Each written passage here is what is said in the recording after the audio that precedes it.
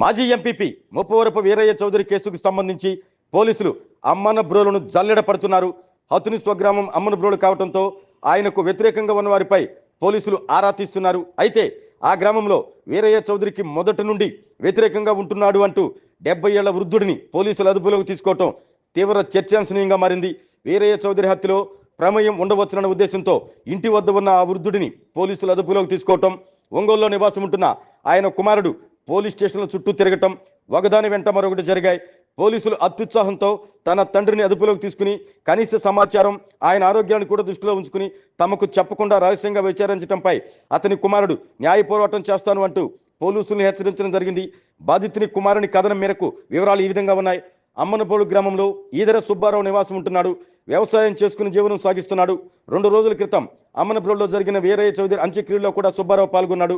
అయితే వీరయ్య చౌదరి హత్య కేసులో పాత్ర ఉందంటూ ఇంటి వద్ద ఉన్న తన తండ్రిని పోలీసులు అకారణంగా తీసుకువెళ్లారని సుబ్బారావు కుమారుడు సుధాకర్ తెలిపారు. ముందుగా నాగులపలపాడు పోలీస్ స్టేషన్కి వెళ్తే అక్కడ తన తండ్రి లేరని చెప్పారని, అక్కడ నుండి ఒంగోలు డిఎస్పీ కార్యాలయానికి వెళ్తే అక్కడ కూడా లేరని చెప్పారన్నారు. ఒంగోలు తాలూకా పోలీస్ స్టేషన్కి వెళ్తే అక్కడ కూడా లేడని చెప్పారని సుధాకర్ తెలిపాడు. వృద్ధాప్యంలో ఉండి అనారోగ్యంతో ఉన్న తన తండ్రికి ఏమైనా జరిగితే న్యాయ పోరాటం చేస్తానని చెప్పడంతో చివరకు తాలూకా పోలీస్ స్టేషన్లో ఉన్నట్లు చెప్పారని, తనను దగ్గరికి పంపలేదన్నారు. తన తండ్రికి పిడుసు రావడంతో ఒంగోలులోని ఒక ప్రైవేట్ ఆసుపత్రిలో చేర్పించారని సుధాకర్ చెప్పాడు. తమ కుటుంబానికి వీరయ్య చౌదరి కుటుంబానికి శత్రుత్వం లేదని, శత్రుత్వం ఉంటే ఆయన అంత్యక్రియలకు వెళ్లేవాడు కాదని చెప్పారు. ఈ కేసులో నిందితులను పట్టుకునేందుకు తాము పోలీసులకు సహకరిస్తామని, తన తండ్రిని విడిచిపెట్టాలంటూ సుధాకర్ మీడియా ద్వారా పోలీసులను వేడుకున్నారు. మా నాన్నగారి పేరు ఈదర సుబ్బారావు గారు. మా నాన్నగారి స్వగ్రామం అమ్మనబ్రోలు. నేనేం ఒంగోలులోనే ఉంటాను, పిల్లల్ని చదివించుకుంటూ ఉంటాము. ఇక్కడే ఒంగోలులోనే బీకే అపార్ట్మెంట్లో ఉంటున్నాము. మా నాన్నని ఇటీవల వీరయ్య హత్య కేసులో అనుమానితుడిగా తీసుకొచ్చి అతన్ని ఏ స్టేషన్లో ఉంచారు, ఎక్కడ ఉంచారనే ఇన్ఫర్మేషన్ మాకు మార్నింగ్ నుంచి తెలియజేయలేదు.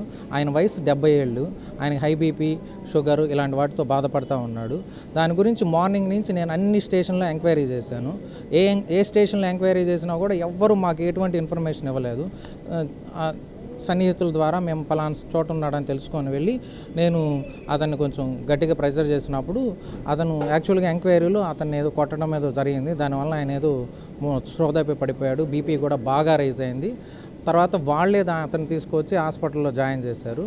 సో అతని వయసు 70 ఏళ్ళు. సో ఎవరో వ్యక్తిగత కారణాలతో ఆయన పేరు చెప్పారు, ఏదో సన్నిహితులు ఏదో ఊర్లో వ్యక్తిగత కారణాలు. దాన్ని తీసుకొని ఏ బేస్ లేకుండా, ఎటువంటి ఎవిడెన్స్ లేకుండా ఆయన తీసుకొని వచ్చి హాస్పిటల్లో అంటే ఇట్లా ఎంక్వైరీ పేరుతో తీసుకొచ్చి మాకు ఎటువంటి ఇన్ఫర్మేషన్ ముందుగా ఇవ్వకుండా, మేము ఎక్కడికి తీసుకెళ్తున్నాం ఎవరు అనేది తెలియజేయకుండా మమ్మల్ని బాగా ఇబ్బంది పెడుతున్నారు. సో ఈ కేసు కూడా దొంగదారి పడుతుంది. ఇలా కాకుండా అసలైన నిందితులను పట్టుకోవాలని మేము కూడా అనుకుంటున్నాము.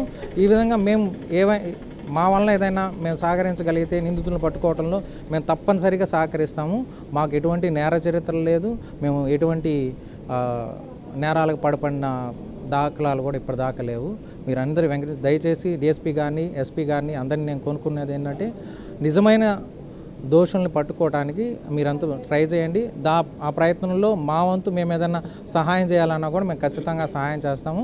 మాకు మాకు ఇలాంటి వాటిలో ఎటువంటి సంబంధం లేదు. మా కుటుంబ సభ్యులకు కానీ, మా వ్యక్తిగత మాకు కానీ, మేము అందరం అగ్రికల్చర్ డిపార్ట్మెంట్కి సంబంధించిన, మా ఫాదర్ చిన్న వ్యవసాయం చేసుకునేవాడు.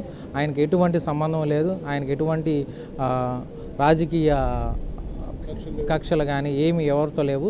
కావాలంటే మీరు ఊర్లో కూడా ఎంక్వైరీ చేయొచ్చు ఆయన వ్యక్తిగత జీవితం గురించి. ఈ విధానంలో మీరు ఏదైనా కొంచెం తగు చర్యలు తీసుకొని సంబంధిత పోలీస్ అధికారుల మీద తక్షణ చర్యలు తీసుకోవాల్సిందిగా కోరుచు. అసలుకి యాక్చువల్గా ఈయనకి